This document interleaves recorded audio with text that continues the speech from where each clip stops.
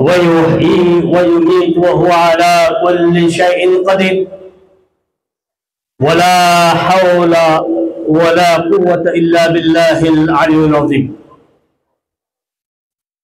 سبحان الله بحمده سبحان الله العظيم وبحمده أستغفر الله إن الله غفور رحيم اللهم إني أسأل قلبي معدة محمد رسول الله صلى الله عليه وسلم وما توفيق إلا بالله اللهم اغفر بلادنا بنغلاديش وسيلة صلى الله عليك يا محمد ولا حول ولا قوة إلا بالله العلي العظيم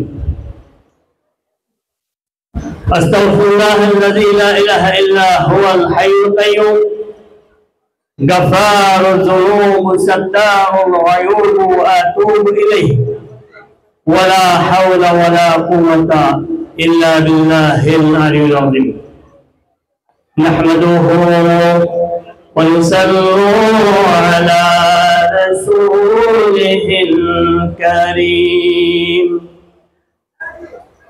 أما بعد فأعوذ بالله من الشيطان الرجيم بسم الله الرحمن الرحيم لقد جاءكم رسول من أنفسكم عزيز عليه ما عنتم حريص عليكم بالمؤمنين رؤوف رحيم فإن تولوا فقل حسبي الله لا إله إلا هو عليه توكلت وهو رب العرش العظيم إن الله وملائكته يصلون على النبي يا أيها الذين آمنوا صلوا عليه وسلموا تسليما اللهم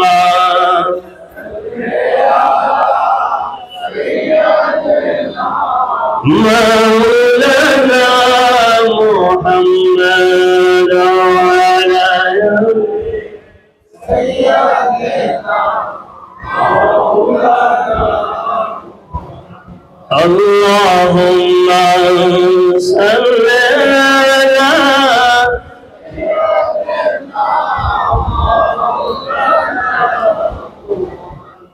وعلى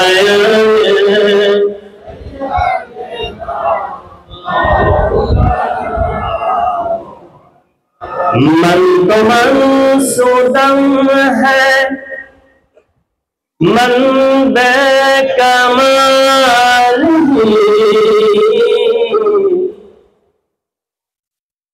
नजर तुझने लगा है नजर बाकमाली अल्लाहुम्मा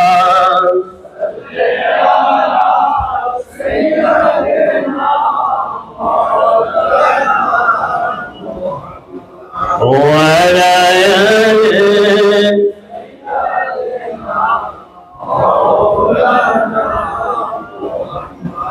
اللهم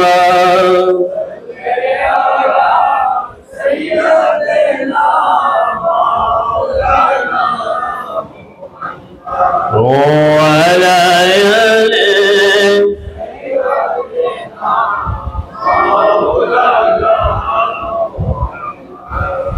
الصلاة والسلام عليك يا سيدي يا رسول الله الصلاة والسلام عليك يا شافي المسلمين الصلاة والسلام عليك يا نور المرسلين الصلاة والسلام عليك يا خاتم النبيين الصلاة والسلام عليك يا رحمة للعالمين मुअज़्ज़ज़ हाज़रीन उलमाए दिन अहले सुलूक सालिहीन मुफस्सिरीन मुहद्दिसीन आशिकान रसूल गुलामान नबी तालिबात ख़वातीन हज़रात अस्सलामु अलैकुम व रहमतुल्लाहि व बरकातुहू। बिस्मिल्लाहिर्रहमानिर्रहीम वमा अर्सलनाका इल्ला रहमतल लिल आलमीन सदक़ल्लाहुल अज़ीम व सदक़ रसूलुन नबील करीम। अल्लाह रब्बुल आलमीन दरबार अलीशान लक्षो कोटी शुक्रिया যিনি আমাদেরকে আশরাফুল মাখলুকাত হিসেবে এই পৃথিবীতে প্রেরিত করেছেন, তার দরবারে আলিশানে আরো লক্ষ কোটি শুকরিয়া যিনি সরওয়ারে সরওয়ারা হাবিবে দো জাহাঁ रहनुमाए जिन इंसा मुहम्मदुर রাসূলুল্লাহ সাল্লাল্লাহু আলাইহি সাল্লামের উম্মত হিসাবে প্রেরিত করেছেন। এই জন্য তার দরবারে শুকরিয়া বলি আলহামদুলিল্লাহ। ঈদে মিলাদুন নবী এটা নিয়ে ঝগড়া মারামারি কাদা ছুড়াছুড়ি অভাব আগেও ছিল না, আজও নাই, কিয়ামতে আগ পর্যন্ত থাকবে।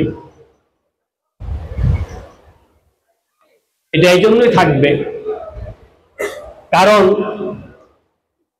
সত্যর বিপক্ষে কেউ না দাঁড়ালে সত্য বোঝা যায় না, আর রাসূলের খেলাফ না গেলে মুনাফিক চেনা যায় না। কাজেই মিলাদুন নবী সবচেয়ে বড় একটা সুযোগ আমাদেরকে করে দেয় কে মুমিন কে মুনাফিক। তো যে আয়াতে কারিমা আমি পেশ করেছি এটা যাওয়ার আগে বাস্তব জীবনে মনে করেন যে সরকারি ভাবে যদি একটা এলাকায় কেউ আসে, মনে করেন যে ওসি দুইজন লোক পাঠিয়েছে সরকারি কোনো কাজ এই এলাকাতে, হয়তো এলাকার 2-4 মান্যগণ্য ব্যক্তি যাবে, ওসি সাহেব পাঠিয়েছে। যদি আবার এসপি সাহেব পাঠান হয়তো আরো 5 জন লোক বাড়বে, যদি ডিসি সাহেব পাঠান আরো 20 জন বাড়বে, যদি কমিশনার সাহেব পাঠান আরো 200 লোক বাড়বে, যদি আইজি সাহেব পাঠান আরো লোক বাড়বে। এরপরে যদি কোনো কারণে রাষ্ট্রপ্রধান এখানে আসেন তাহলে তারা যারা মানে তারাও আসবে, যারা মানে না তারাও আসবে। এখন অবস্থার পরিপ্রেক্ষিতে লোক বাড়তে থাকে, যিনি আসতেছেন তার ক্ষমতা কতটুকু। ওসি থেকে রাষ্ট্রনায়ক পর্যন্ত যখন আসবে তখন তার ক্ষমতা অনুযায়ী লোকজন আসবে।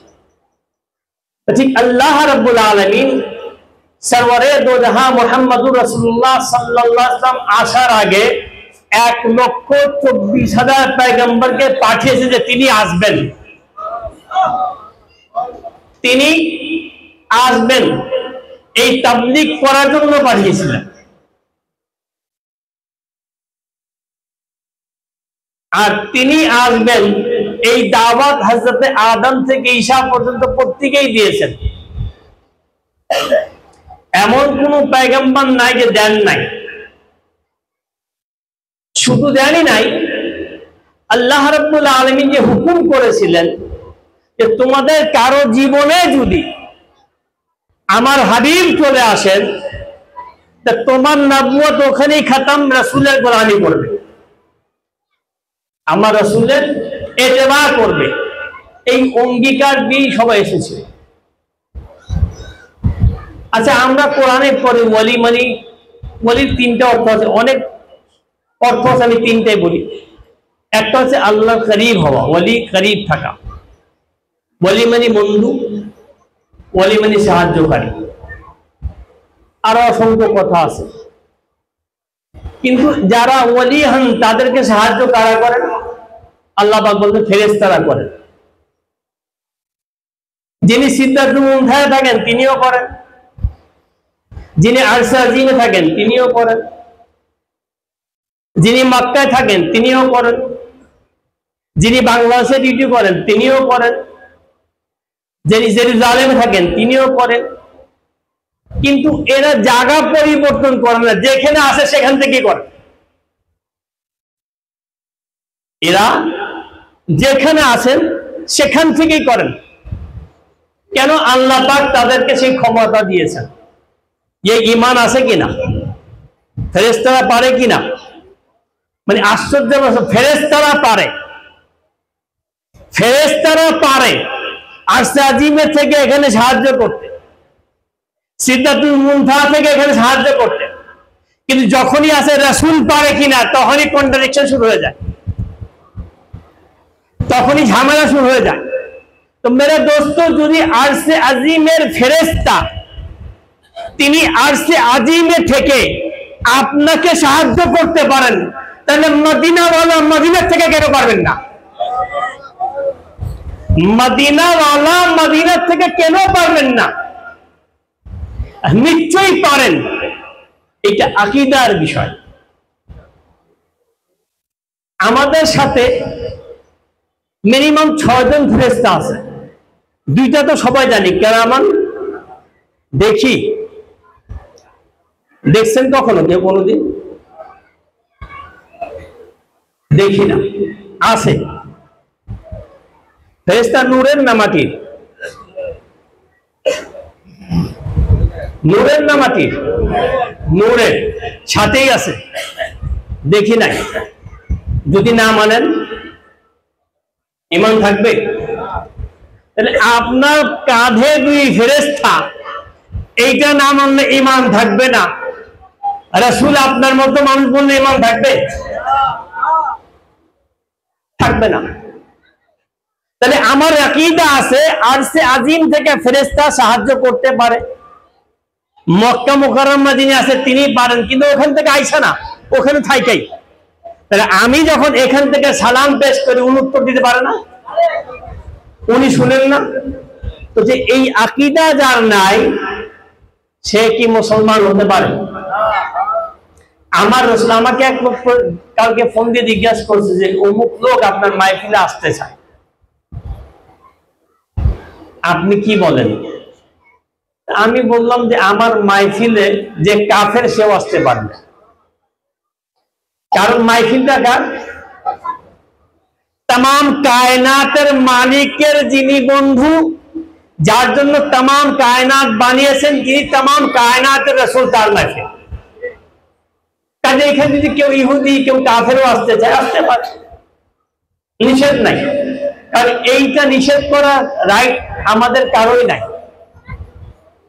না না, এটা মুসলমান না, উনি মুসলমানদের একা নবী না, ওই तमाम সৃষ্টির রাসূল। আর যেদিন সে মারা যাবে সেদিন পর্যন্ত মানার জন্য তার দুয়ার খোলা আছে, তার জন্য দুয়ার খোলা আছে। তো যদি মৃত্যুর আগ পর্যন্ত আল্লাহ পাক তার দুয়ার খুলে রাখেন, তাহলে মাহফিলের দুয়ার বন্ধ হবে কেন? মাহফিলের দুয়ারও খোলাই থাকবে। ওই জন্য বলতে মাহফিলে আসেন, সমস্যা নেই, যার মধ্যে আসতে পারে। এখন ঘটনা হচ্ছে যে আল্লাহ রাব্বুল আলামিন আমাদেরকে কোরআনে কি বলছেন যে আমি একটা কিতাব দিয়েছি আর একজন নূর দিয়েছে, একটা নূর দিয়েছে। আচ্ছা, এখন যদি আমরা মনে করি যে আল্লাহ পাক প্রত্যেকটা মানুষের ছাদে কিতাব নামায় দিতেন, পারতেন না? এই তৌফিক আছে কিনা আল্লাহ? আল্লাহ এটা পারতেন কিনা? তাহলে আল্লাহ এইটা পারতেন, করেন নাই। কেন করেন নাই? কিতাব পাঠানোর আগে তিনি নবী পাঠিয়েছেন। নবী আগে, কিতাব পরে।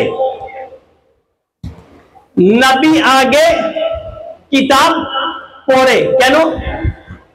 যদি কিতাব আগে আসে, কার কাছে আসবে? কার কাছে আসবে?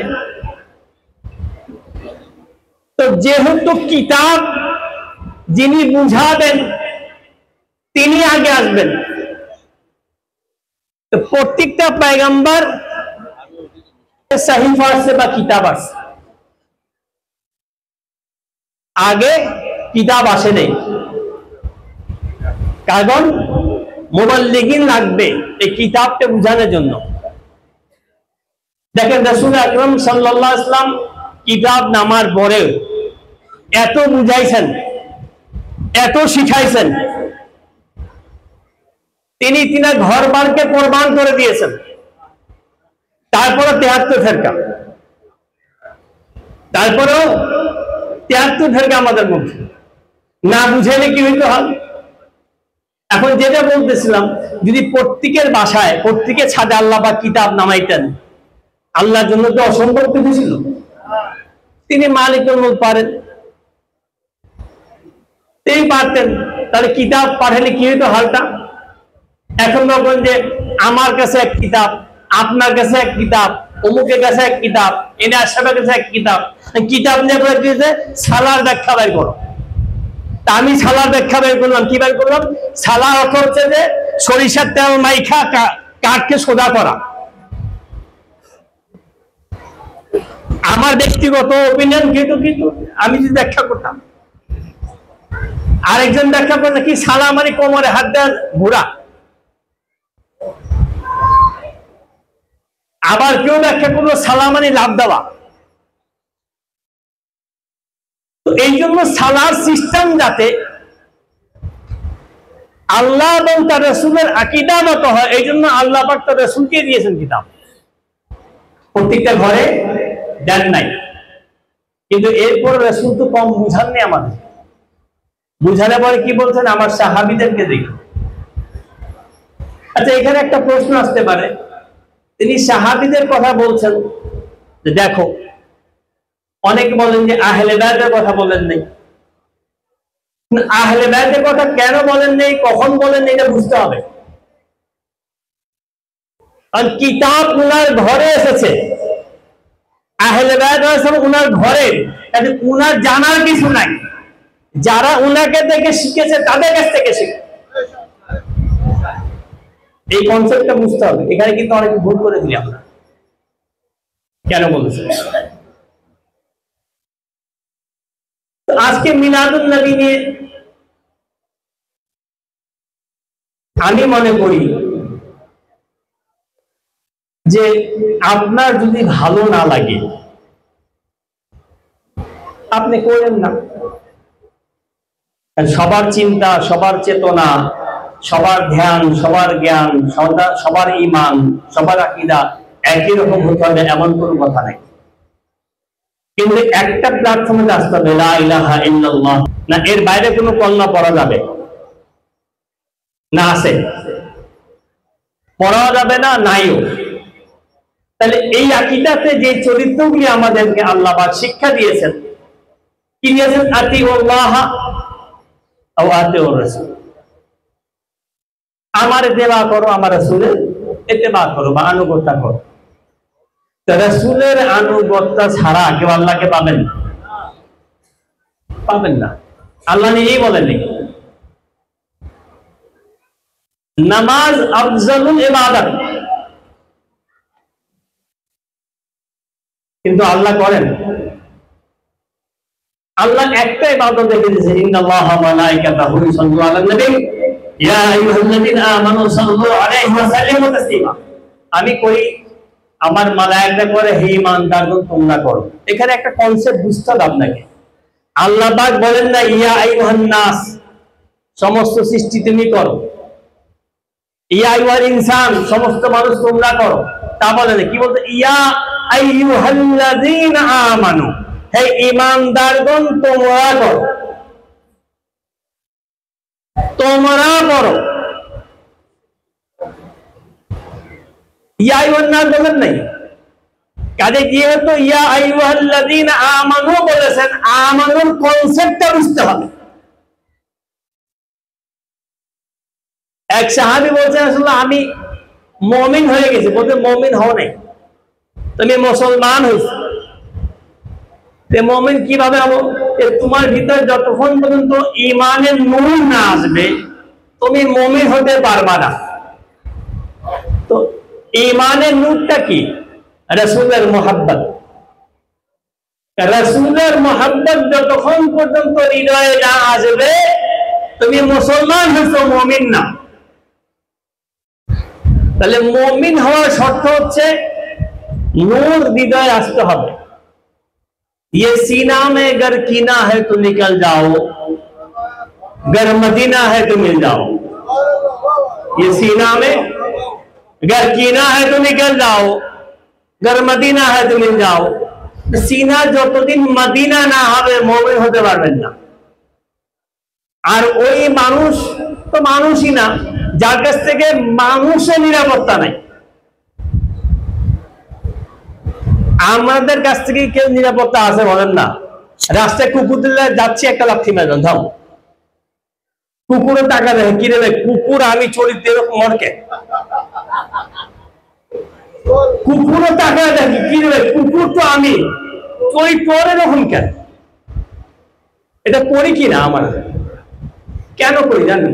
আমাদের পারিবারিক কালচার থেকে ইসলাম চলে গিয়েছে। আমার দাদা যখন জলবাজারে খতিব ছিলেন তখন তো বায়তুল মুকররম ছিল না, অনেক পরে হয়েছে। উনি উনাকে আহলে তরিকতের শায়খরাও মানতেন, আহলে শরীয়তের উলামারাও মানতেন, যেহেতু খতিব ছিলেন তিনি। উনি একবার একটা কথা বলেছিলেন চকবাজার মসজিদে তাকরীরের সময়, যে আমি প্রতি জুমাতে দাওয়াত তো ঈমানের দেই, দাওয়াত তো মুমিন হওয়ার দেই, কিন্তু গত 20 বছর থেকে মুসলমানই দেখতেছি, মুমিন চোখে পড়ে না। গত 20 বছর থেকে মুসলমান দেখতেছি কিন্তু মুমিন চোখে পড়তেছে না। ওনাকে একদিন জিজ্ঞাসা করেছে, হুজুর এই কথা কেন বললেন? বলে কথাটি যারা বিশেষ করে আমাকে ভালোবাসে, আমার সহবতে থাকে, তাদের চরিত্রের কোনো পরিবর্তন দেখতেছি না। চরিত্রের পরিবর্তন না হলে আমার বন্দেগী আল্লাহর দরবারে গ্রহণীয় হবে না। উত্তম চরিত্র গ্রহণ করতে বলা হয়েছে। রাসূল সাল্লাল্লাহু আলাইহি সাল্লাম এক লোক এসে জিজ্ঞাসা করতে আসলাম, বর্তমান এই হাদিসটা আমি বহুবার বলেছি আপনাদেরকে, আজকে আবার বলছি যে বর্তমান জামানায় মানুষের সোয়া নাই, মান নাই। তিনি বলতেন ঠিক বলছেন। আরেকজন বললেন যে হুজুর একা নাই ইমান আছে, বলতে হ্যাঁ ঠিক বলছেন। এভাবে আস্তে আস্তে আস্তে শেষ দেখতে আসে বলতে আসলাম বর্তমান জামানায় মানুষের সোয়া নাই ইমান আছে, বলতে হ্যাঁ ঠিক বলছেন। তো সবাই চলে গিয়েছেন, একজন বসেছিলেন, কিন্তু হুজুর বুঝলাম না। এক একজন এখন আপনি বলছেন ঠিক বলছেন। দেখো প্রথম যে ব্যক্তি আসছিল তিনি বলছে একালে ঈমান আছে, অর্থাৎ পক্ষান্তরে আল্লাহ পাক তাকে একালে ঈমানই দান করছে, ওর একালে ঈমান ছিল। আমার সহবতে থাকার পরেও যদি তার 16 আনা ঈমান না থাকে তাহলে এর জন্য বদনসিব কি হবে? যেহেতু আমি তাকে মানুষ করতে পারি না, এই জন্য বলছি তুমি ঠিক বলছো। ওর এখানেই ইমান ছিল, শেষে যে ব্যক্তি আসছে তার 16 আনা ইমানই ছিল, সেই মার্গে মুমিন ছিল, এই যে তাকে বলছি তুমি ঠিক বলছো। আজকে আমাদের জামানায় একই অবস্থা আছে। ওনাকে বলছে যে, উনি বলছেন আমি কি তোমাদেরকে এমন কোন কথা বলছো যেটা নামাজের যে উত্তম? বলি আসলে আপনি আল্লাহ এবং রাসূল বলছেন যে ব্যক্তি মিথ্যা বলে না। প্রথম কি বলছেন? যে ব্যক্তি মিথ্যা বলে না। আচ্ছা, উনাকে ইটালিয়ান জার্নালিস্টরা জিজ্ঞাসা করছিল যে আপনার উম্মতরা মিথ্যা বলবে? বলছে না। প্রথম বছর ওরা শরাব খাবে, খেতে পারে। সুদ খাবে বলে হ্যাঁ খেতে পারে। জেনা করবে হ্যাঁ করতে পারে। সব শেষে জিজ্ঞাসা করছে আপনার উম্মত মিথ্যা বলবে? অসম্ভব কথা, আমার উম্মত কখনো মিথ্যা বলতেই পারে না। মেরে দোস্ত, রাসূল সাল্লাল্লাহু আলাইহি ওয়াসাল্লামের ওই হাদিসের দিকে দেখবো নাকি আমরা আমাদের অবস্থার দিকে তাকাবো? আপনি বিলিভ করেন, আমি আজও বিশ্বাস করি না যে একজন মুসলমান মিথ্যা বলতে পারে। আমাকে যে যা বলে আমি সেটাই সত্য মনে করি, আল্লাহর কসম। এখন পর্যন্ত জীবনে এত ঠকা ঠকছি, তারপর মনে করি হয়তো উনি মিথ্যা বলবে না, ও বলছে উনি বলবে না। কারণ ওই যে হুজুর বলছে যে উম্মতে মুহাম্মাদি মিথ্যা বলে না, আপনি বলতেছেন আপনি উম্মতে মুহাম্মাদি, আমি কি রাসূলের হাদিস দেখবো না আপনার কথা শুনবো? আমাকে তাকাইতে হয়, আমাকে তাকাইতে হয়। ঠিক আছে, এই জন্য যেহেতু উম্মতে মুহাম্মাদি মিথ্যা বলবে না, কে বলছেন? রাসূল বলছেন। তাহলে আজকে আমরা বলি কিনা এই হাদিসের আলোকে উম্মত আছি আমরা কেউ? এই হাদিসের আলোকে উম্মত আছি আমরা কেউ? নাই। প্রথম উম্মত হন না, তারপরে মিলাদ করবেন কি করবেন এটা নিয়ে ঝগড়া করবেন। উম্মতই তো হয়নি। উম্মতে মুহাম্মাদির যে চরিত্র যা, সেটা আমাদের নাই।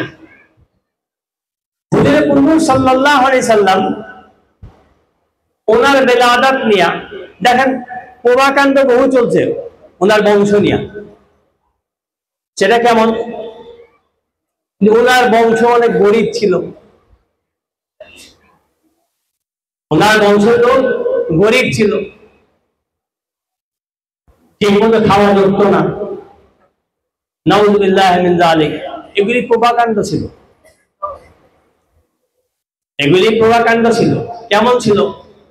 সাইয়েদনা হাসেমের নাম তো শুনছেন, রাসূল আকরাম সাল্লাল্লাহু আলাইহি ওয়াসাল্লামের বড় বাবা তিনি। ওনার কত অর্থ ছিল একটা দলিল আমি আপনাদেরকে দিই। মক্কাতে দুর্ভিক্ষ দেখা দিয়েছিল, মক্কাতে 5 লক্ষ লোককে 2 বছর ওনার পরিবার থেকে খাওয়ানো হয়েছে। তাহলে যেই পরিবার থেকে 5 লক্ষ লোককে 2 বছর খাওয়ানো হয়, সেই পরিবার গরিব কিভাবে হয়? এক। নাম্বার 2, রাসূল আকরাম সাল্লাল্লাহু আলাইহি ওয়াসাল্লাম বেলাদাতের দিন থেকে শুরু করে 11 দিন পর্যন্ত ওনার দাদা আব্দুল মুতালিব তিনি প্রতিদিন 3 থেকে 5 লক্ষ লোক খাওয়াইছেন। তাহলে একজন গরিব পরিবারের পক্ষে সম্ভব? অর্থাৎ হুজুর আকরাম সাল্লাল্লাহু আলাইহি ওয়াসাল্লামের ওফাতের পর থেকে যে শুরু হয়েছে, এখন পর্যন্ত ইহুদিদের প্রেসক্রিপশনে সারা বিশ্বে মুসলমান চলে। কষ্ট এটা না যে মিলাদ পড়ি কি পড়ি না, মিলাদ মানাই কি মানাই না, ওনার বেলাদাত মানি কি মানি না, কষ্ট ওইটাই যে ওনার সম্বন্ধেই জানি না। কাফেররা নবুয়তকে চ্যালেঞ্জ করে নাই? করেছে। মুজিজা চ্যালেঞ্জ করে নাই? করেছে। কিন্তু যখন রাসূল জিজ্ঞাসা করেছেন যে আমি যে গত 40 বছর তোমাদের মাঝে ছিলাম, আমার একটা ভুল তোমরা বাই করে দেখা দাও, এই চ্যালেঞ্জে কিন্তু কাফেররা জিততে পারেনি। তা বলছেন না আপনি সাদিকুল আমিন, আপনি জীবনে কোনো ভুলও করেননি, কোনো অন্যায় করেননি। কিন্তু মেরে দোস্ত, আজকে আমাদের স্টেজ থেকে বলা হয় যে উনি বহু জায়গায় ভুল করছেন, সাহাবীরা বাঁচাচ্ছেন, নাউযুবিল্লাহি মিন যালিক। মক্কার কাফেররাও এই আকীদা ছিল যে আপনি ভুল করতে পারেন না, করেন নাই, আপনি সাদিকুল আমিন। ওনার চরিত্র হচ্ছে সবচেয়ে বড় মুজিজা। কোরআন টুকরা করা এটা পয়গম্বরের মুজিজার বিষয় না। উনার মুজিজা সবচেয়ে বড়, উনার প্রতি কোরআন যে নাযিল হয়েছে এই যে সবচেয়ে বড় মুজিজা। আর উনার সবচেয়ে বড়, উনার চরিত্র সবচেয়ে বড় মুজিজা। হযরত আদম থেকে ঈসা আলাইহিস সালাম পর্যন্ত প্রত্যেকটা পয়গম্বরের কোথাও না কোথাও কোনো না কোনো ল্যাকিং আছে। কিন্তু আমার হাবিব মুহাম্মদ রাসূলুল্লাহ সাল্লাল্লাহু আলাইহি ওয়াসাল্লাম, যার কোনো জায়গায় কোনো রকম কোনো ল্যাকিং নেই, যার সন্তুষ্টি আল্লাহ পাক নিজেই তালাশ করো। রফা'না লাকা যিকরাক, আপনার জিকিরকে বুলন্দ করছি। কেন করেছি? উনার জিকির আমি আপনি কি বুলন্দ করব? বরঞ্চ আল্লাহ পাক আমাদেরকে এনায়েত করেছেন, দয়া করেছেন যে উনার প্রতি সালাত ও সালাম পড়ে, তেলাওয়াতে কোরআন করে, দরুদ ও সালাম পড়ে আমরা এই মোকামে আসতে পারি যে উনার করিব হতে পারবো। এটা আল্লাহ পাক দয়া করেছেন আমাদের। বলা সাউফা ইউতিকা রাব্বুকা ফাতারদা, হে রাসূল, तमाम কায়নাত, तमाम মাখলুক, হযরত আদম থেকে ঈসা পর্যন্ত প্রত্যেকটা পয়গম্বর আমার সন্তুষ্টি তালাশ করে, আমি আপনার সন্তুষ্টি তালাশ করি। আপনি কিসে সন্তুষ্ট হবেন? আমি রাব হয়ে থেকে তালাশ করি। মেরে দোস্ত, আমার রাসূল পৃথিবীতে আসার পরে আমাকে ভুলেন নাই, আর সাজিমে যাওয়ার পরে ভুলেন নাই, দুনিয়া থেকে যাচ্ছেন তখনও আমার কথা মনে করেছেন। কিন্তু সেই রাসূলকে আমি কি দিচ্ছি? সেই রাসূলের জন্য আমার কন্ট্রিবিউশনটা কি হচ্ছে? আজকে আমি শুধু উলামাদের দোষ করব না। আজকে বাংলাদেশে যতগুলি খানকা আছে, ম্যাক্সিমাম খানকাতে দেখবেন যে যার যার খানকাতে তার তার পীরের প্রশংসা ছাড়া অন্য কোনো কথা নেই। এটা খানকাই নিজাম না। 250 বছর পিছনে যান, খানকার কাজ ছিল আহলে বায়াতের, আহলে সুলুকের তাবলীগ করা, কোরআন হাদিসের তাবলীগ করা, অন্ধকারকে মুছে দেওয়া, মানুষকে আলোর দিকে নিয়ে আসা। কিন্তু এটা কেন চালু হয়েছে? আপনার কাজ হচ্ছে মানুষকে আল্লাহর পথ দেখানো, আল্লাহ এবং তার রাসূলের করিব করে দেওয়া। আপনার প্রশংসার ব্যবস্থা আল্লাহ পাক করে দিবে। আল্লাহ পাক বলছেন না, ফাজকুরুন ইয়াযকুরুকুম ওয়াশকুরুনি ওয়ালা তাকফুরুন। খানকাগুলিতে কি হচ্ছে, কেন হচ্ছে? এগুলি খানকার সিস্টেম ছিল না। খানকাগুলিতে পীরের ছেলেই পীর হবে, তার ছেলেই বদনিশীন হবে। কেন হবে? হযরত গাউসুল আজমের সন্তান যিনি ইমামুল আউলিয়া, উনি ওনার ছেলেকে খেলাফত দেয়নি। আপনি কোন কোন কত বড় লিখেছেন? আপনার ছেলে আউযুবিল্লাহ করতে পারে না, সেই পীর। এটা কি তামাশা নাকি? শুধু একতরফা দেখলে হবে না।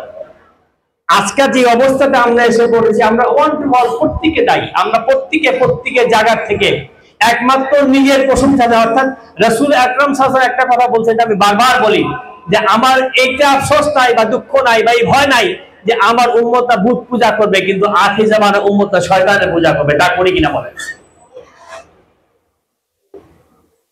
আমার প্রশংসা কেউ করলে আমার সে যোগ্যতা না থাক, আমি রাবদাদা রাখিস, আমার চরিত্রতেই নাই সেটা। আপনি রাসূল আকরাম সাল্লাল্লাহু আলাইহি ওয়াসাল্লামকে যে শান আল্লাহ পাক দিয়েছেন, আপনি এর চেয়ে বেশি কি কারণ? আজকে 1500 বছর হয়ে গেছে ওনাদের আদাতে। কিয়ামত পর্যন্ত কোন নবী আসবে না। তাহলে ওনার মুকামটা কোথায়? খাতামান নবীন যে আল্লাহ পাক তাকে দিয়েছেন, আমাকে এমন ইজ্জত তিনি দান করেছেন, তার জন্য দেখেন কোন পয়গম্বরের প্রতি দরুদ শরীফ পড়া হইতো না, কোন পয়গম্বরের প্রতি দরুদ শরীফ পড়া যায় ছিল না। হযরতে আদম থেকে ঈসা পর্যন্ত একটা ইতিহাস কেউ আমাকে দেখাতে পারবেন না যে কোন পয়গম্বরের প্রতি দুরূদ পড়া হয়েছিল। একমাত্র আমার হাবিব মুহাম্মদ রাসূলুল্লাহ সাল্লাল্লাহু আলাইহি ওয়াসাল্লাম, উনি এবং উনার আওলাদদের পর্যন্ত কিয়ামত পর্যন্ত দুরূদ চলতে থাকবে। এবং এই শান আল্লাহ পাক উনার বদৌলতে আমরা কি বলি, আল্লাহুম্মা সাল্লি আলা মুহাম্মদ ওয়া আলা আলি মুহাম্মদ কামা সাল্লাইতা আলা ইব্রাহিম ওয়া আলা আলি ইব্রাহিম ইন্নাকা হামিদুম মাজিদ। মেরে দোস্ত, আমাকে একটা জিনিস, হযরত রাসূল থেকে শুরু, হযরত ইব্রাহিম থেকে রাসূল আকরাম সাল্লাল্লাহু আলাইহি ওয়াসাল্লাম ৯৫,০০০ পয়গম্বরের পিতা হচ্ছেন ইব্রাহিম আলাইহিস সালাম। আমরা ৫ ওয়াক্তের নামাজে ৯৫,০০০ পয়গম্বরের দোয়া করতেছি। আমাদের চরিত্রের এমন কি মুকাম আছে যে পয়গম্বরের জন্য আমরা দোয়া করতে পারি? এই মুকাম কার জন্য পেয়েছি? মুহাম্মদুর রাসূলুল্লাহ সাল্লাল্লাহু আলাইহি ওয়াসাল্লামের সত্তার বদৌলতে আল্লাহ পাক এমন মুকাম আমাদেরকে দিয়েছেন যে আমরা প্রতিদিন ৫ ওয়াক্ত ৯৫,০০০ পয়গম্বরের জন্য দোয়া চাইতেছি এবং আল্লাহ পাক আমাদের সেই দোয়া কবুলও করতেছেন। কিন্তু সেই রাসূল সম্বন্ধে আমরা কি জানি বলেন? উনি কি দুনিয়াদারি আরাম করতে পারতেন না? উনি কি রাজত্ব করতে পারতেন না? কেন করেন নাই? উনি গরিবের জীবনটা কেন বেছে নিলেন? উনি কি গরিব ছিলেন? উনি কি অক্ষম ছিলেন? উনি কি অসহায় ছিলেন? উনি এই জন্য গরিবের জীবন বেছে নিয়েছেন যাতে কোনোদিন পৃথিবীর কোন মানুষ আপনাকে যদি বলে যে তোমার রাসূল এই কষ্ট করেনি, তুমি কেন করো, যাতে আপনার ঈমান দুর্বল না হয়, এমন কোন কষ্ট নাই যে উনি করেন নাই।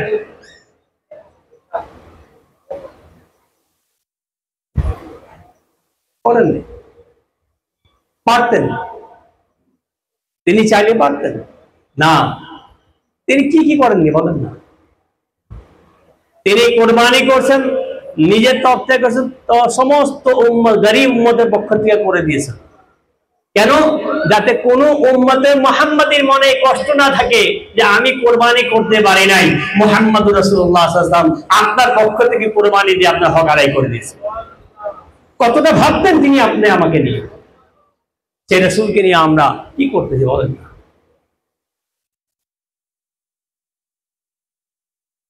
আমার বক্তব্য হচ্ছে ভালোবাসতে না পারি সেটা অন্য বিষয়, কিন্তু উনার সম্বন্ধে যে কেউ কটু কথা বলে, এখন মনে করেন যে আপনার বাবাকে যদি কেউ গালি দেয় আপনি বরদাস্ত করবেন? তাহলে তিনি সরওয়ারে দো জাহান, আল্লাহ পাক যাকে সৃষ্টি না করতে কিছুই করতেন না, যার মহাব্বতে সমস্ত সৃষ্টিকে সাজিয়েছেন, তার সম্বন্ধে উল্টা পুল্টা কথা বললে আমাদের ঈমান এত দুর্বল হয়ে গেছে আমরা প্রতিবাদটাও করি না, আমরা প্রতিবাদও করি না। না, আপনি আপনার আমার যে জীবনটা, এটা উনার ইহসান। উনার কলমা পড়েছি, এই জীবনের মালিক উনি আর উনার রব। উনার উপরে আঘাত আসলে এই জীবন যারা উৎসর্গিত করতে পারছে তারাই মারতে পাবে। ইতিহাস নাই, এমন কোন ইতিহাস নাই, আছে কিন্তু আমরা ইতিহাস ভুলে যাই। আমরা ইতিহাস ভুলে যাই। আমাদের মধ্যে এত হাজার হাজার ফিতনা ঢুকে আছে, চিন্তাই করা যায় না ওনার বাবা মুসলমান কিনা, ওনার মা মুসলমান কিনা। আজব আজব প্রশ্ন আছে, আজীব আজীব কথা শুনতে হয়। যেখানে আল্লাহ পাক বলছে যে আমি কোন কোন নর নারী এমন রাখি নাই, অপবিত্র রাখি নাই, কোন পয়গম্বরকে কোন অপবিত্র নর নারীর মাধ্যমে আমি পৃথিবীতে পাঠাই নাই। কোরআন। এরপরে প্রশ্ন দরকার আছে ভাই, এই প্রশ্নটা আপনাকে করার রাইটটা কে দিছে? প্রথম কথা হচ্ছে আমার এটা, আপনাকে এই প্রশ্ন করার রাইটটা কে দিয়েছে? আপনি কলমা রাসূলের পড়ছেন, রাসূলের বাপ দাদা আপনার কলমা পড়ে নাই, তা আপনাকে এই অথরাইজেশন দিয়েছে কি? এটা শয়তানের ওয়াসওয়াসা। এখান থেকে বাঁচতে হবে, এই সমস্ত কার্যক্রম থেকে আমাদেরকে বিরত থাকতে হবে। দেখেন, আমার ক্ষুদ্র জীবনে বিশ্বে বহু জায়গায় যাওয়ার তৌফিক হয়েছে আমার আপনাদের বরকতে। আমি রাসূল আকরাম সাল্লাল্লাহু আলাইহি ওয়াসাল্লামের মহব্বতের বিষয়ে কারোর সাথে আপোষ করিনি। বাংলাদেশের অনেক টপ টু বটমের বহু বহু ফলোয়ার ছিল আমার, এখনো আছে, আমি কিন্তু কোথাও যাই না।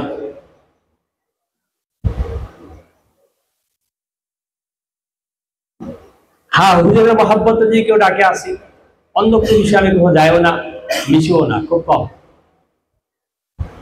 আমি বহু লোক দেখেছি বাংলাদেশে, আমি নাম বলবো না, নাম বললে এক নামেই চিনবেন। আহলে তরিকতকে মানতো এক সময়, আহলে সুন্নতকে মানতো, তরিকতকে মানতো, 12 শিব মানাইতো। কিন্তু যেই লর্ড অফ মানি চলে আসছে, তখন খ্রিস্টান, বৌদ্ধ, নাসারা এরা তাদের বন্ধু হয়ে গেছে। ওদের প্রেসক্রিপশনে তখন একসাথে ঝগড়া করে, এটা জায়েজ না এটা জায়েজ। ও কিন্তু আলেম না, আলিফের কতগুলি ব্যাখ্যা এটাও জানে না। একটা আলিফের কতগুলি ব্যাখ্যা হবে, একটা আলিফকে পাঠ করলে কটা পাঠ হবে, এই এলেমও নাই, এই এলেমও নাই, কিন্তু তর্ক আরম্ভ করে দেয়। এটা হচ্ছে, আমাকে এক লোক জিজ্ঞাসা করছে আপনি আলেম না জাহেল? আমি বললাম জাহেল না, তবে আলেমও না।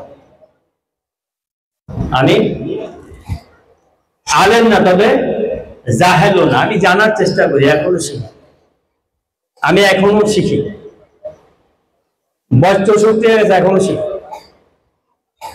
যাই হোক, আপনারা যারা এসেছেন, আমি গুনাহগার হিসাবে দোয়া থাকবে আল্লাহ পাক যেন আপনাদের সিনাকে মদিনা করে। একটা কথা বলতে, আল্লাহ পাক আমাকে চোখ দিয়েছে, বলেনি আমি ইহসান করেছি,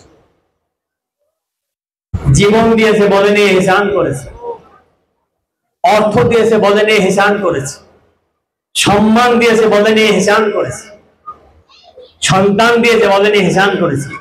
কিন্তু আল্লাহ পাক বলছে যে আমি আমার রাসূলকে তোমাদের মাঝে দিয়ে আমি আল্লাহ তোমাদের প্রতি ইহসান করেছি।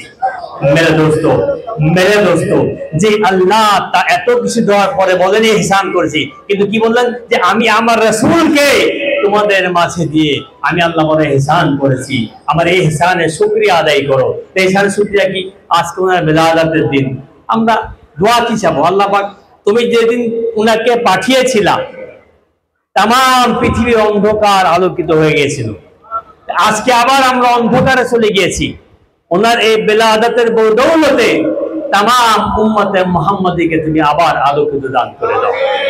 এবং আমার এই জাতি অনেক ক্লান্ত লগ্নে যাচ্ছে, আমার জাতিকে যেন আল্লাহ পাক একজন ভালো অভিভাবক দান করেন, এই জাতিকে যাতে আল্লাহ পাক একজন ভালো রাষ্ট্রনায়ক দান করেন, এমন কাউকে দান করেন যার মাধ্যমে দুস্থ মানুষ জীবন যাপন করতে পারবে। দেখেন, আমার সাথে যারা যারা জেনারেল মাসুদ বলেন, জেনারেল মোয়েল বলেন, আমি নাম ধরেই বলতেছি, এর আগে যারা আসলো তাদের কথা বলেন, এরা প্রত্যেকে আমার কাছে আসছে। আমি একটাই কথা বলছিলাম তাদেরকে, যে আমার এই জাতিতে অনেক দুস্থ মানুষ হাসতে পারে না, এদের মুখে হাসি ফুটান। আমার জন্য কিছু করতে হবে না, কারণ আমাকে যিনি পাঠিয়েছেন, তিনি যখন আমাকে পাঠিয়েছেন আমার সব যা দেওয়া দিয়ে দিয়েছেন, আমার জন্য আপনাদের ভাবতে হবে না। কিন্তু এই জাতিতে বহু লোক আছে একবেলা খেতে পায় না, একটু হাসতে পারে না, তাদের জন্য কিছু করেন। কাজেই আজকেও আমার এই মেসেজ থাকবো, আগামীতে যারা এই দেশে আসবেন ক্ষমতায়, বা যাদেরকে আল্লাহ পাক আনেন, আমি থাকবো কি থাকবো না জানি না, আমার এই মেসেজটা আপনারাও তাদেরকে দিয়ে দেন যে আমাদের জন্য বাবা কিছু করতে হবে না, যারা দুস্থ মানুষ তাদের মুখে হাসি ফুটাও। আল্লাহ পাক তোমাকে রহমত করবে। কাজেই যারা এসেছেন আমার মতো বদনসিব, আমার মতো কমবক্তের অনেক মানে কি বলে মানে অনুপযুক্ত কথাগুলি শুনেছেন, আপনাদের মূল্যবান সময় দিয়ে আল্লাহ পাক আপনাদের আশাকে মঞ্জুর কবুল করেন। আল্লাহ পাক আপনাদের পরিবার পরিজনকে রসুল আল্লাহ রসুলের মহাব্বতের পরিপূর্ণতা দান করেন। আমাদের মাঝে হাদি সাহেব, হাফেজ সাহেব, ইনাজ সাহেব এসেছেন। তো আমি চাবো যেহেতু উনি আসছেন, তো ওনার মূল্যবান যে একটি কথা বলুক, এবার আমি মাইকে শুনবো। দাওয়ানা আলহামদুলিল্লাহ রাব্বিল আলামিন।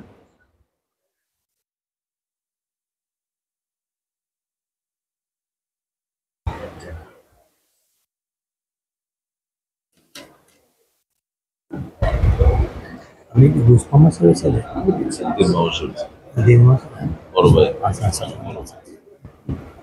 ওনার সাথে ভালো সম্পর্ক আছে। শেখ মোহাম্মদ কোন আছে, মারা গেছে। আপনার তো ইয়ে ছিল, ভর্তি তো আপনার বোন নামে ছিল না, আলম সাহেবের ছেলে। হ্যাঁ, তো এটা করে এখানে না, এটা এখানে আর এটা ফল দে।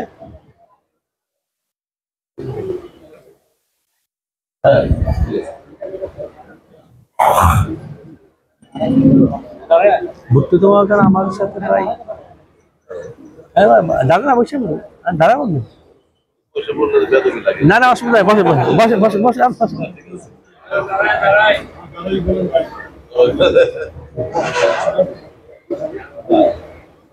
আমি যেটা করি একদিন বলতে পারি না, কথা বুঝো নাই।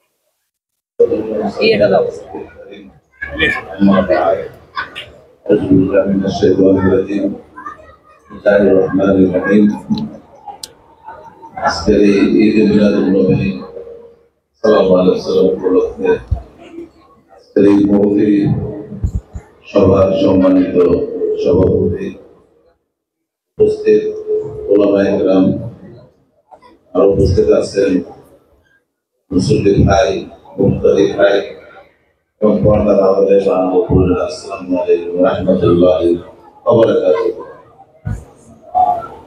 আসলে ধরনের অনুষ্ঠানে আমার তেমন কিছু বলার যোগ্যতাও নাই, বলা শোভনীয় না। আমি আসছি আপনাদের সাথে একটু বসতে, আপনাদের সাথে মিশতে, দুজনের অনুরোধে একটু সালাম টালাম দিব আর কি, আপনাদের সাথে পরিচিত হবে। কিছু কয়েকটা কথা বললেন, খুব মনোযোগ দিয়ে শুনলাম, অনেক কিছু জানলাম।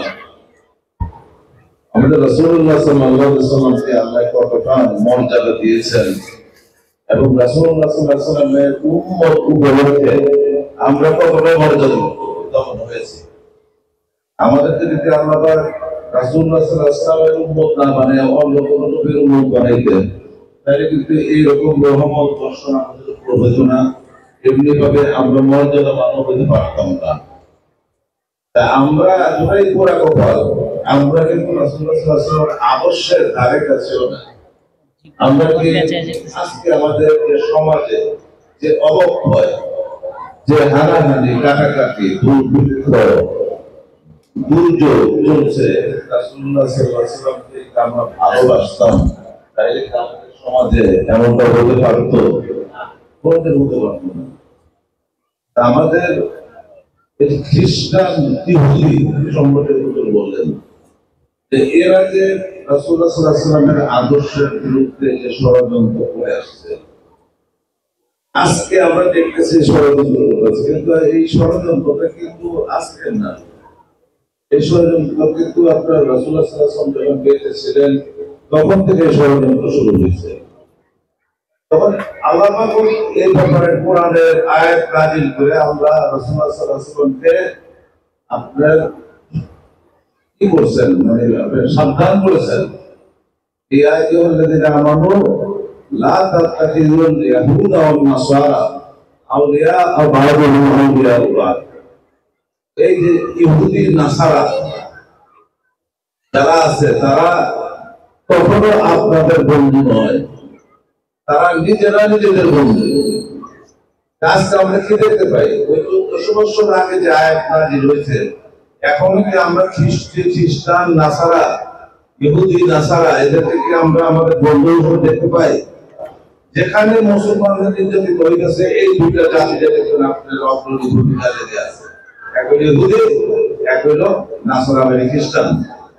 খ্রিস্টানরা ইহুদিদের সমর্থন করে আর ইহুদিরা খ্রিস্টানদের সমর্থন করে। কিন্তু এই স্পষ্ট আয়াত আল্লাহ 1400 বছর আগে নাযিল করেছেন, আমরা কি এটা কখনো মানছি, কখনো বড় করছি? আজকে আমরা রাষ্ট্র ব্যবস্থা কি দেখি, ঘুরে ফিরে পশ্চিমাদের পা চাটতে যায়, ঘুরে ফিরে পশ্চিমাদেরকে এনে বুদ্ধি দেয় কিভাবে দেশ চলবে, কিভাবে কি করবে, আর কথায় কথায় গালাগালি মৌলবাদী সন্ত্রাসবাদী এরকম ভাবে আমাদের ইসলামকে আপনি পরিশুদ্ধ করতেছেন তারা। এই জন্য ভাই আমাদেরকে নবীর আদর্শে ফিরে আসতে হবে। যে নবী সৌভাগ্যক্রমে আমরা পেয়েছি, এখানে আমাদের কোনো যোগ্যতা ছিল না, আমাদের কোনো এখানে ছিল না, দাবিদার ছিলাম না, এটা আল্লাহ পাক আমাদেরকে নিজে হাতে ধরে সম্মানটা দিয়েছেন। এবং আল্লাহ পাক আল্লাহ রাসূল সাল্লাল্লাহু আলাইহি ওয়াসাল্লামকে এত সম্মান করছেন, নিজেই আল্লাহ রাসূল এর উপর দরুদ পড়েন। আল্লাহ পাক বলেন, ইন্নাল্লাহা ওয়া মালাইকাতাহু ইউসাল্লুনা আলান নবী, আমি এবং আমার ফেরেশতারা নবীর প্রতি দরুদ পেশ করি। ইয়া আইয়ুহাল্লাযীনা আমানু সাল্লু আলাইহি ওয়া সাল্লিমু তাসলিমা। হে মুমিনগণ, তোমরা আসো, তোমরা সকলে মিলে নবীর রাহে দরুদ পেশ করো। দেখেন আল্লাহ বলেছে আমি নবীর উপর দরুদ পেশ করি, এবং মুমিনরা যারা ঈমান এনেছো তারা নবীর উপর দরুদ পেশ করো।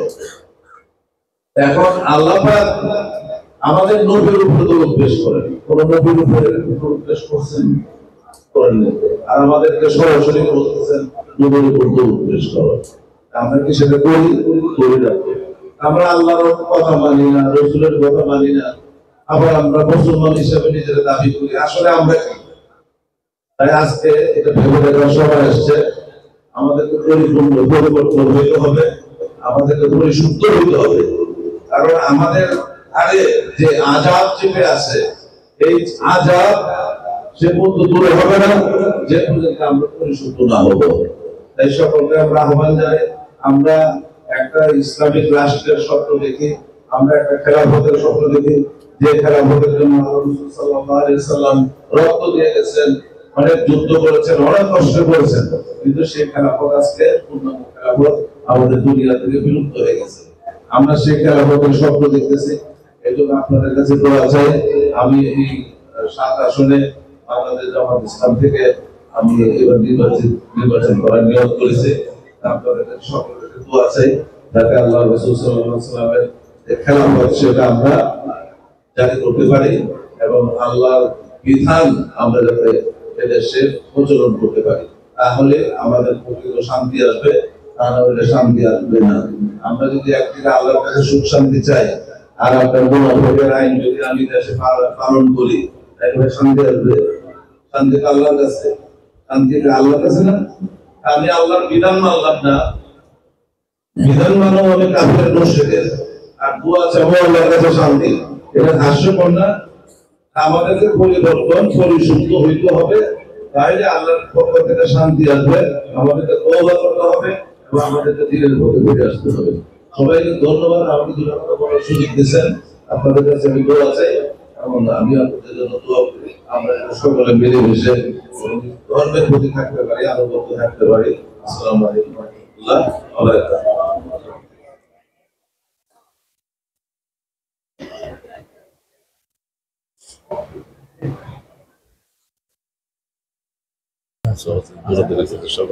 ভুট্টু আবার অনেক কাছের মানুষ, অনেক ওখানে পাইবে সম্ভব না।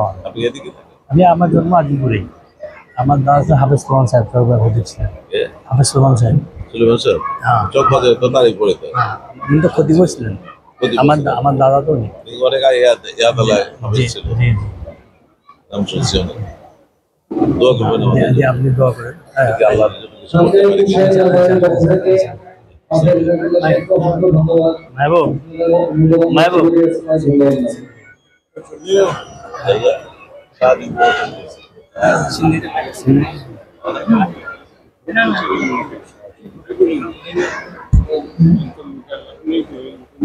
ওইটা আমরা যেমন ওইটা আপনারা যাবেন আমি বললাম না হ্যাঁ ওইটা আপনারা যাবেন আমি বললাম আমি তো ইসলামের জন্য নামছি আপনি জানেন আমি আছি আমার নেতা হওয়ার শখ না আমার জোর করে দিয়েছে আপনারা জানেন কয়দিন না করছি আমি জোর করে দিয়েছি আমার দুলা ভাই শামসুল সাহেব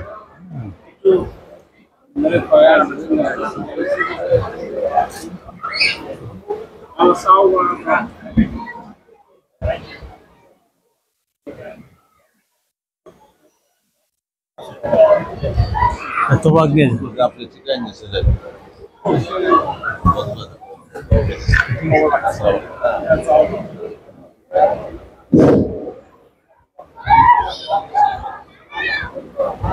ما كان محمد أبا أحد من رجالكم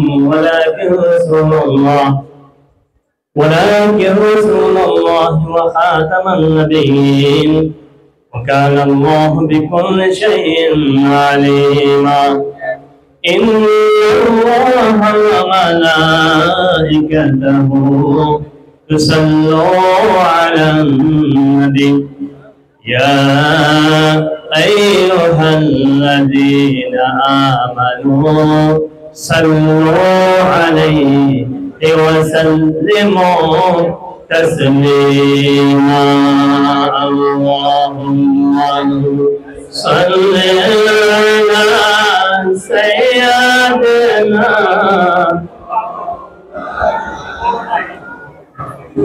وعلى آل سيدنا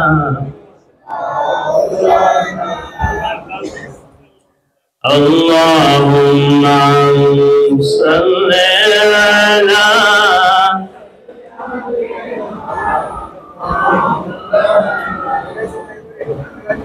وعلى آل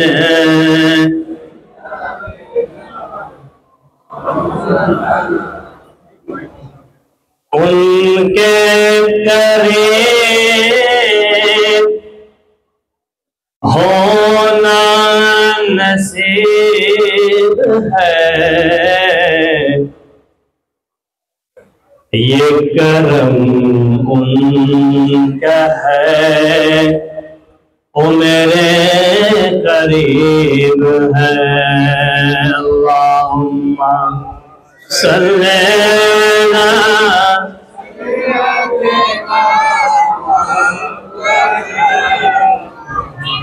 वअला आलिहि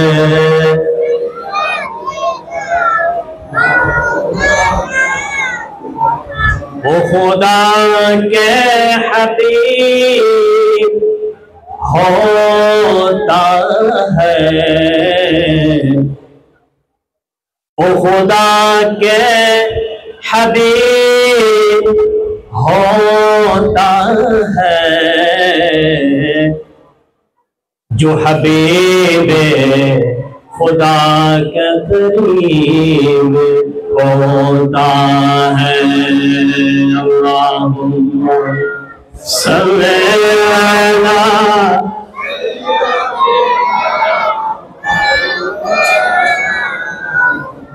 وعلى آله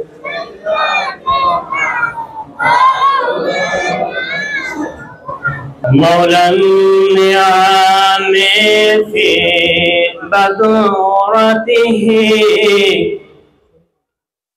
عفو سنتي في كلامته صلى الله على محمد صلى الله عليه صلى الله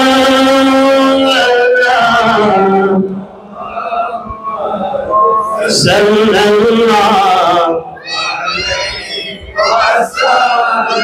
ऐ मोमिनो अर्द दरूद और सलाम अच्छा है खुदा के साथ मुहम्मद के नाम अच्छा है। परो दरो करो अदब मुकामे अहमद ही खड़े हो जाओ ऐ मोमिनो ये दरबार मुहम्मद सल्लल्लाहु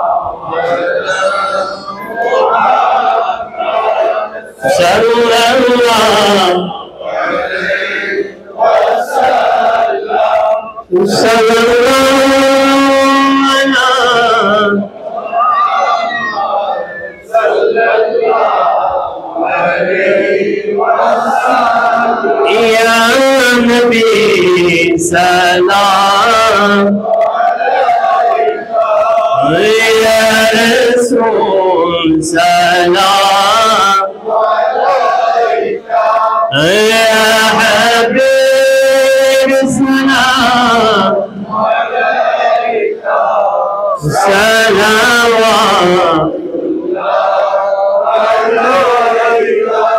बख्श दो जो जी चचा हो क्योंकि महबूबे खुदा हो मुस्तफा हो मुजतबा हो जो कहो उससे सिवा हो या नबी सलाम या रसूल सलाम या हबीब सलाम सलाम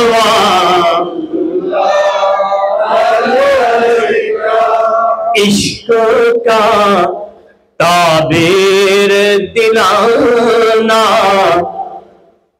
मौलाए जाम पिलहाना पर्दे को जरा उठाना ये सब है तेरा दीवाना या नबी सलाम या रसूल सलाम या हबीब सलाम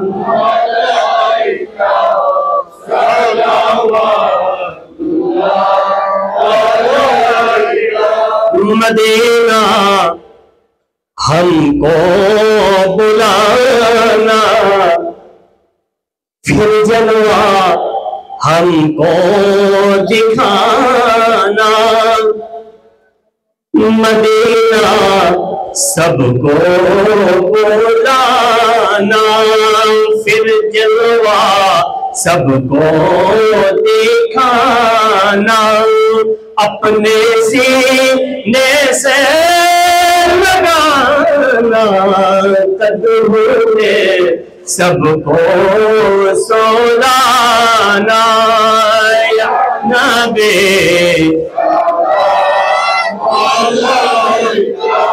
या रसूल सलाम या हबीब सलाम सलावतुल्लाह या सल्ली अला दाइमन नबी बेजार मदरुल सलाम मुजाबर मोहम्मद मुस्तफा बलागो सलाम बलगल गुलाम बिकमालिही कशफन तुजा बिजमालिही हसनत जमीउ खिसालिही सल्लल्लाहु अलैहि व आलिहि अल-फातिहा अल्लाहुम्मा आमीन।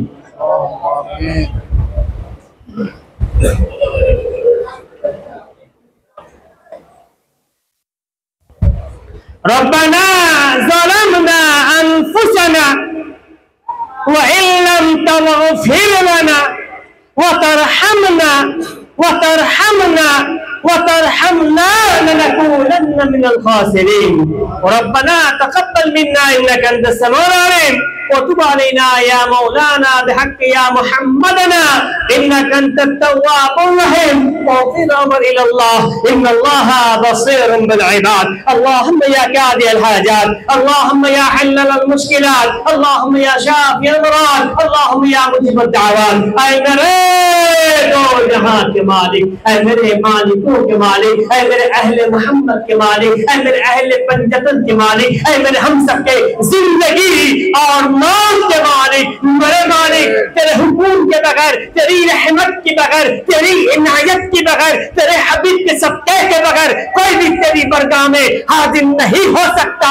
जिस करम के बादौलत, जिस रहमत की बादौलत, जिस हबीब के सबके की बादौलत वक्त दुआ तेरे बरगाह में हाजिर होने की तौफीक अता किया है, उस करम के वास्ते, अपनी जात के वास्ते, दर हबीब के वास्ते मेरे मौला हम सब के हाजिरी को कबूल अता फरमा।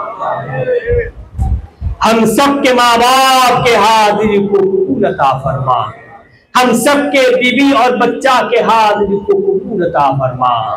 तमाम उम्मत मुहम्मदी के हाजिरी को कबूल अता फरमा। हमारे बांग्लादेश के हर एक मुसलमान भाई बहनों के हाजिरी को कबूल अता फरमा।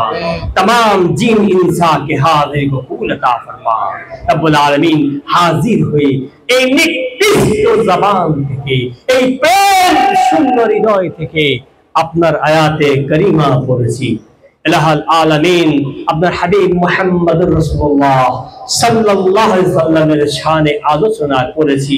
ইলাহুল আলামিন যার শানে আপনি तमाम কোরআন নাজিল করে দিয়েছেন, তার শানে আলোচনা করার মতো কোনো যোগ্যতাই আমার ছিল না। রব্বুল আলামিন উনার কদম শরীফের এটা সদকা ছিল যে করতে পেরেছি, যে দয়ার বদৌলতে, যে রহমতের বদৌলতে, যে হাবিবের সদকার বদৌলতে আমাদেরকে আলোচনা করার, আলোচনা শোনার, সালাত ও সালাম পড়ার, সালাত ও সালাম শোনার, মিলাদুন নবী পালন করার যে কদমাইন শরীফের সদকার বদৌলতে তৌফিক দান করেছেন, ওই কদম মুবারকের ইজ্জতের ওয়াস্তে এই মাহফিলকে মঞ্জুর কবুল করে নেন। ইলাহুল আলামিন আলোচনা করে সালাত সালাম করে এতে জর্রায় জর্রায় ভুল বেয়াদবি অন্যায় করেছি, ইচ্ছায় অনিচ্ছায়, জ্ঞাত সারে অজ্ঞাত সারে, জানায় অজানায়, ধ্যানে জ্ঞানে, চিন্তায় চেতনায় যত রকম ভুল করেছি, আপনি আপনার জাতের ইজ্জতের ওয়াস্তে, আপনার হাবিবের মুহাব্বতের ওয়াস্তে এই সমস্ত ত্রুটিকে মাফ করে একে মঞ্জুর কবুল করে নেন। इल्लतु सवाब सलाम नजाना, अपना गुनाहगार नजाना, अपना 90,000 कलाम नजाना, अपना 90,000 कलाम नजाना, अपना मोहब्बत नजाना, अपना जात नजाना खास करे जमानार इमाम नूरेर प्रति पहुंचे दिएन। जमानार इमाम बिनते शुरू करे सरवरे सरवरा हबीबे दो जहां रहनुमाए जिन इंसा मुहम्मदुर रसूलुल्लाह सल्लल्लाहु अलैहि वसल्लम कदमैन शरीफैन প্রতি পৌঁছে দিন। मौलाए कायनात प्रति पहुंचे दिएन, माँ फातिमार प्रति पहुंचे दिएन, हसनैन करमैन प्रति पहुंचे दिएन, रसूल अकरम सल्लल्लाहु अलैहि वसल्लम अब्बा जान अम्मा जान प्रति पहुंचे दिएन, सैयदना खतियतुल कुबरा प्रति पहुंचे दिएन, सैयदना हासिम प्रति पहुंचे दिएन, सैयदना अब्दुल मुतालिब प्रति पहुंचे दिएन, आशिक रसूल प्रति पहुंचे दिएन, साहबे रसूल प्रति पहुंचे दिएन। बदर युद्ध, उहुद युद्ध, खैबर युद्ध, खंदक युद्ध, सिफर युद्ध, हुनैन युद्ध खास করে কারবালার শহীদানদের প্রতি পৌঁছে দিয়েন। ইলাহুল আলামিন জনাবে গৌসুল আজম প্রতি পৌঁছে দিয়েন, সুলতানুল হিন্দের প্রতি পৌঁছে দিয়েন, ইমাম হাসান বসরি প্রতি পৌঁছে দিয়েন, রাবিয়া ওয়াসিমাতুল্লাহ আলাইহার প্রতি পৌঁছে দিয়েন, ইমাম শাফি, ইমাম মালিক, ইমাম হাম্বলি ইমাম আজম আবু হানিফার প্রতি পৌঁছে দিয়েন। সমস্ত ওলি গাউস কুতুব আবদাল আশিকান সুহাদান সালেহিন মুহাদ্দিসিন মুফাসসিরিন মুবাল্লিগিনদের প্রতি পৌঁছে দিয়েন।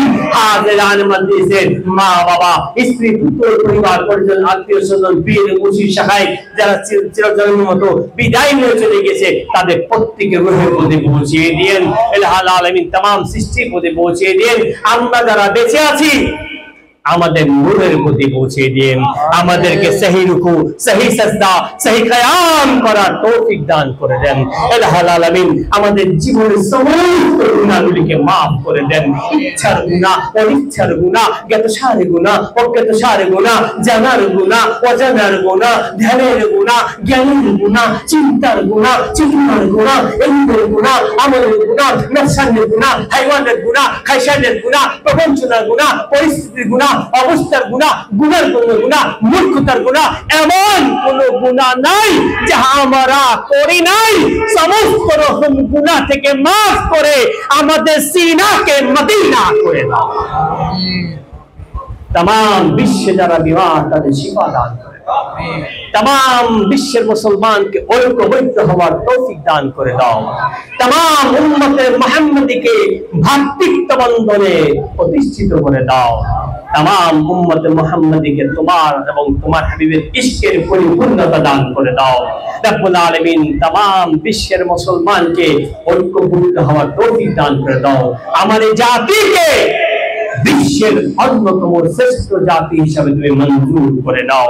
আমাদের জীবনের সমস্ত গুনাহগুলিকে maaf করে দাও। ইচ্ছার গুনাহ, অনিচ্ছার গুনাহ, জ্ঞাতসার গুনাহ, অজ্ঞাতসার গুনাহ, জানার গুনাহ, অজানার গুনাহ, ধ্যানের গুনাহ, জ্ঞানের গুনাহ, চিন্তার গুনাহ, চেতনার গুনাহ, ইলমের গুনাহ, আমলের গুনাহ, নফসানের গুনাহ, গুনার জন্য গুনাহ, এমন কোনো গুনাহ নাই যাহা আমরা করি নাই। সমস্ত রকম গুনাহ থেকে maaf করে আমাদেরকে তোমার এবং তোমার হাবিবের ইশকে বিলীন করে দাও। ইয়া রাব্বুল আলামিন, ইয়া রহমানুর রহিম, তুমি বলেছো তোমার হাবিবের খুশিতে যারা খুশি মানায় তুমি তাদেরকে খুশহাল করে দাও। হে রব্বুল আলামিন, এর চাইতে বড় খুশি আর কি হতে পারে? আমার হাবিবকে, তোমার হাবিবকে, তোমার রাসূলকে, আমার মাহবুবকে আমাদের কাছে দিয়ে দিয়েছো। এর চাইতে বড় খুশি কি হতে পারে? ওই খুশির ইজ্জতের ওয়াস্তে तमाम উম্মতে মুহাম্মাদীর সমস্ত দুঃখগুলিকে দূর করে দাও। ইয়া রাসূলুল্লাহ, ইয়া হাবিবাল্লাহ, আপনার রবের হুকুম ছিল নিজের জীবনে যেতে অধিক আপনাকে ভালোবাসা। হে রাসূল, আমি জানি না এই মাহফিলে আপনার রব কাদেরকে সে মুকাম দিয়েছে, যাদেরকে দিয়েছে আপনার আগমনের ইজ্জতের সদকা তাদেরকে সেই মুকামে বহাল থাকার তৌফিক দান করুন। ইয়া হাবিবে খোদা, আপনি বলেছেন আপনি সালামের জবাব দিয়ে থাকেন। বেশক আপনি সালামের জবাব দিয়েছেন, বারবার দিতে থাকবেন, আপনার আশিকরা বারবার শুনতে থাকবে। হে রাসূল, হে রাসূল, যারা শুনেছে আপনার আগমনের সদকা তারা যেন বারবার শুনতে পায় সেই ব্যবস্থা করে দেন। কিন্তু ইয়া হাবিবে খোদা, যারা আমার মতো কামবাক, আমার মতো বদনসিব, আমার মতো নাদান, আমার মতো নাফরমান, আমরা যারা শুনতে পাই নাই, হে রাসূল আজকে না হয় কালকে, কালকে না হয় পরশু, অন্তত মৃত্যুর পূর্বে বলে দিন, হে আমার গোলাম, আমি তোমার সালামকে কবুল করিলাম, আমি তোমার পয়ামকে কবুল করিলাম। ইয়া হাবিবে খোদা, আপনার হাসনাইন কারমাইনের ইজ্জতের কসম, এই জবাবের পূর্বে যাতে আমাদের মৃত্যু না হয় সে দয়া করে দেন। ইয়া রাব্বুল আলামিন, আমাদেরকে maaf করে দাও তোমার হাবিবের আগমনের ইজ্জতের ওয়াস্তে, আমাদেরকে maaf করে দাও রাহমাতুল লিল আলামিনের ওয়াস্তে, আমাদেরকে maaf করে দাও হাবিবে খোদার ওয়াস্তে, আমাদেরকে maaf করে দাও যে রাসূলের প্রতি কোরআন অবতীর্ণ করেছো সেই কোরআনের ওয়াস্তে, আমাদেরকে maaf করে দাও কারবালার শহীদানদের ইজ্জতের ওয়াস্তে। ইলাহুল আলামিন, ইয়া রাব্বুল আলামিন, আমাদের গুনার কারণে আমরা নিজেরাই লজ্জিত, তুমি আমাদেরকে কত গুনার কথা জিজ্ঞাসা করবে? ইলাহুল আলামিন, আমাদের যাররা যাররা করে গুনাহ করে পাহাড় সমতুল্য করে দিয়েছি, কিন্তু তোমার রাহমাতুল লিল আলামিনের নামের শরীফের সদকা আমাদেরকে maaf করে দাও। হে রব্বুল আলামিন, এই জায়গা যদি 5000 কোটি বছরও অন্ধকার থেকে তাকে একটি লাইট লাগিয়ে দিলে 5000 বছর কোটি বছরে অন্ধকার যেমন থাকবে না, চলে যাবে। ইলাহুল আলামিন তোমার হাবিবের আশার ইজ্জতের খাতিরে, ওই আলোর খাতিরে আমাদের সমস্ত অন্ধকারকে দূর করে আমাদেরকে আলোকিত করে দাও রব্বুল আলামিন। আমাদেরকে মাফ করে দাও। হে রাসূল, হে রাসূল, হে রাসূল, আপনার ইশক যে হৃদয়ে নাই সে ঈমানদার হতে পারে না, সে আশিক হতে পারে না। আপনার আগমনের দিন আপনার কাছ থেকে আপনার কদম মোবারকের সদকা চাই, আপনার ইশকের পরিপূর্ণতা আমাদের দান করে দেন। ইয়া রাসূলুল্লাহ, ইয়া হাবিবাল্লাহ, দো জাহানের বাদশাহী চাই নাই, জান্নাত চাই নাই, রাজত্ব চাই নাই, ওলাদি চাই নাই, বেলায়েতি চাই নাই, ইমামতি চাই নাই। আপনার কদম মোবারকের সদকা আপনার কদম জুড়ে থাকতে চাই, আমাদের সেই তৌফিক দান করুন। ইয়া হাবিবে খোদা, ইয়া হাবিবে খোদা, আপনি তো আমাদেরকে শিক্ষা দিয়েছেন তোমার দোয়ার যদি কেউ এসে চায় তাকে খালি হাতে ফিরে দিও না। হে রাসূল, আমরা জানি আমাদের সেই যোগ্যতা নাই, কিন্তু আপনার দয়ার শেষ নাই। আপনার দয়ার খাতিরে আমাদেরকে মাফ করে দেন, আপনার কদমেন শরীফের সাথে আমাদেরকে জড়িয়ে নেন, এবং আজকের পর থেকে এই খুশির দিন থেকে আপনার মহব্বতের খুশি ছাড়া আমাদের জীবনে যাতে আর কোনো কষ্ট না থাকে সেই তৌফিক দান করে দেন। ইয়া ইলাহুল আলামিন, ইয়া রাব্বুল আলামিন, তুমি আমাদেরকে বলেছো তোমার রাসূলের প্রতি সালাত ও সালাম পড়ার জন্য, দরুদ ও সালাম পড়ার জন্য। আমরা পড়েছি, আমাদের এই পড়া আমাদের সমস্ত দমখোর সর্বকালের জন্য, সর্বসময়ের জন্য, সর্ব অবস্থার জন্য যেন সালাত ও সালাম পড়তে পারি, এখান থেকে গাফেল না হই সেই তৌফিক দান করে দাও ইলাহুল আলামিন। ইয়া রাব্বুল আলামিন, আমাদের যুব সমাজ, আমাদের সন্তানরা আজকাল বিভিন্ন নেশাগ্রস্ত হয়ে গেছে, তারা আসক্ত হয়ে গেছে।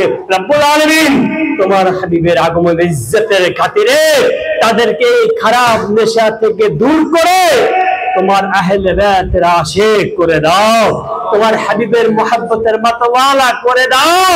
ইলাহুল আলামিন, তুমি দিলে তোমাকে কেউ জিজ্ঞাসা করবে না, তোমার কাছে কেউ কৈফিয়ত তলব করবে না। রব্বুল আলামিন, तमाम कायनात के आशिक रसूल করে দাও, तमाम সৃষ্টি কে ইয়া মুহাম্মাদার বল তুলে দাও। ইলাহুল আলামিন, আমরা তোমার দরবারে চাই যে রাসূলের জন্য তুমি সমস্ত কিছু সৃষ্টি করেছো, तमाम সৃষ্টি ইয়া মুহাম্মাদা বলতে থাকে, আমরা শুনতে থাকি, এমন পরিবেশ তুমি আমাদেরকে দান করে দাও। ইয়া রাব্বুল আলামিন, আমার এই কওমকে তুমি হেফাজত করো রব্বুল আলামিন। খাস করে জাকির ভাই, শামসুল সাহেব, সেলিম সাহেব, রব্বুল আলামিন, সবাই সাহেব, নরিম সাহেব, মধু সাহেব, বাস্তব সাহেব ছেলে, রব্বুল আলামিন, মাহমুদুল্লাহ সাহেব, রব্বুল আলামিন, যারা এসেছেন ইয়া রব্বুল আলামিন, খাস করে রব্বুল আলামিন, প্রত্যেকের নাম তো এই মুহূর্তে মনেও নাই। রব্বুল আলামিন, যারা আহলে তরিকতের কাজ করে তাদেরকে তোমার আহলে বায়াতের তাবলীগ করার তৌফিক দান করে দাও। প্রত্যেকটা খানকা যেন আহলে বায়াতের তাবলীগ গাহ হয় সেই ব্যবস্থা করে দাও। প্রত্যেকটা মসজিদ যেন রাসূলের মুহাব্বতের তাবলীগ মেম্বার হয় সেই ব্যবস্থা করে দাও। প্রত্যেকটা ঘর যেন গোলাম মুহাম্মদের ঘর হয়ে যায় সেই ঘর করে দাও। ইলাহুল আলামিন, আমাদের ফরিয়াদ গুলি কবুল করে নাও। मेरे मौला, जिस वक्त हमारा रूह जिस्म से निकलते रहे, सरवरे अंबिया के कदम हो, हमारा सर हो, दीदार मुस्तफा होते रहे और दम निकलते रहे। ऐसे मरने की तौफीक अता फरमा, ऐसे आने की तौफीक अता फरमा। तुम सुभान, तुम्ही पवित्र, तुम्हार जात पवित्र, तुम्हार दीन पवित्र, तुम्हार कुरान पवित्र, আমি অপবিত্র, আমার জবান অপবিত্র, আমার হৃদয় অপবিত্র, আমার সমস্ত অঙ্গ প্রত্যঙ্গ অপবিত্র। তোমার এই পবিত্র রজনীর ইজ্জতের ওয়াস্তে আমাদের প্রত্যেকের অঙ্গনাকে জাহেরের পবিত্রতা দান করে দাও, এবং আজকের পর থেকে কোনো অপবিত্রতা যাতে আমাদেরকে বেষ্টন করতে না পারে সেই তৌফিক দান করে দাও। रब्बुल आलमीन, हम सब के फरियाद में इतना तो असर हो जाए, दिल इधर तरफे तो मदीना में खबर हो जाए। न कलिम का तशूर न ख्याल तूर सीना, मेरे जुस्तजू मोहम्मद हम सबको बुला ले मदीना। इजाजत इतने खैरुल बशर दो, इजाजत इतने खैरुल बशर दो,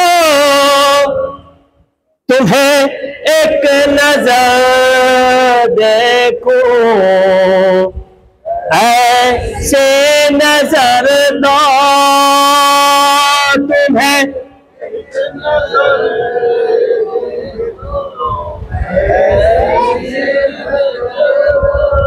न लालो जहर दो, न हेरा न मोती, न लालो जहर दो, न हेरा न मोती, मदीने में रहने की छोटी सी घर दो,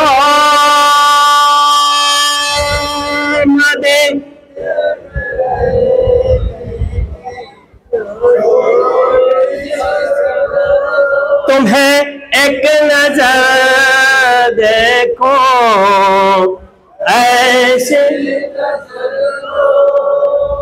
अल्लाहुम्मा मुअद्दती मुहम्मद रसूलुल्लाह सल्लल्लाहु अलैहि वसल्लम। अल्हम्दुलिल्लाहि रब्बिल आलमीन अर्रहमानिर रहीम मालिक यौमिद्दीन इय्याका नाअबुदु व इय्याका नस्ताईन।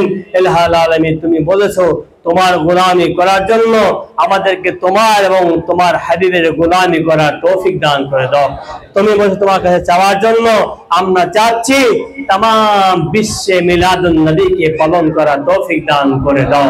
আল্লাহুম্মা ইহদিনাস সিরাতাল মুস্তাকিম সিরাতাল লাযিনা আন'আমতা আলাইহিম গায়রিল মাগদুবি আলাইহিম ওয়াদ-দালিন আমিন। আল্লাহুম্মা মুআদ্দাদ মুহাম্মাদুর রাসূলুল্লাহ, আল্লাহুম্মা মুহাম্মদ ফাতিমা জান্নাতি, আল্লাহুম্মা মুআদ্দাদ হাসনাইন কারামাইন, আল্লাহুম্মা মুআদ্দাদ হাদুল জামান, আল্লাহুম্মা মুআদ্দাদ মাওলা আলী মুসলিম সালাম, আল্লাহুম্মা মুআদ্দাদ সাইয়্যিদনা আব্দুল্লাহ, সাইয়্যিদনা আমানা, সাইয়্যিদনা আবু তালিব, আবু তালিব আলাইহিস সালাম, আল্লাহুম্মা মুআদ্দাদ শুহাদানে কারবালা, আল্লাহুম্মা মুআদ্দাদ সুলতান, আল্লাহুম্মা মুআদ্দাদ সুলতানুল হিন্দ, আল্লাহুম্মা মুআদ্দাদ ইয়াউলি আনবিয়া কিরাম, আল্লাহুম্মা মুআদ্দাদ জিবরাইল মিকাঈল ইসরাফিল ইসরাফ, আল্লাহুম্মা রাব্বিরহামহুমা কামা রাব্বায়ানি সগীরা।